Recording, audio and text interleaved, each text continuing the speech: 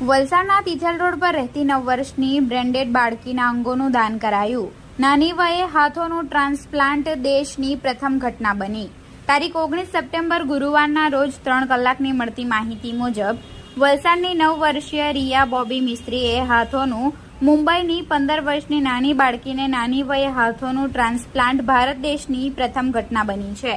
સરદાર heights ખાતે રહેતી 9 વર્ષની રિયાને તારીખ 13મીના રોજ સાંજે ઉલટી થતા તબિયત લથડી હતી, જેને હોસ્પિટલ લઈ જવાઈ હતી।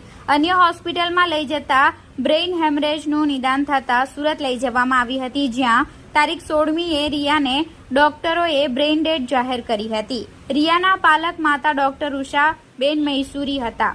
તેમણે રિયાના માતા પિતાને અંગદાન માટે સમજ આપતા તેઓ સંમતિ આપી હતી અને રિયાના અંગોનું દાન થકી 7 વ્યક્તિઓને નવું જીવનદાન મળ્યું છે।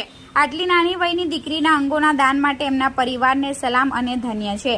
આજરોજ સવારે સરદાર હાઇટ ખાતેથી અંતિમ યાત્રા નીકળી હતી, જેમાં પરિવાર સહિત મોટી સંખ્યામાં લોકો જોડાયા હતા।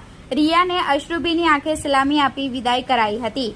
ઉમિયા સોશિયલ ટ્રસ્ટના અશોકભાઈએ અંગોનું મહત્વ સમજાવ્યું હતું। વધુમાં તેમણે જણાવ્યું કે 2 હાથ મુંબઈ ખાતે આપવામાં આવ્યા છે, 2 કિડની, જેમાંની 1 કિડની નવસારી ખાતે તેમજ બીજી અમદાવાદ, લીવર પણ અમદાવાદ અને 2 ચક્ષુદાન તેમજ ફેફસું હૈદરાબાદ મોકલવામાં આવ્યું છે।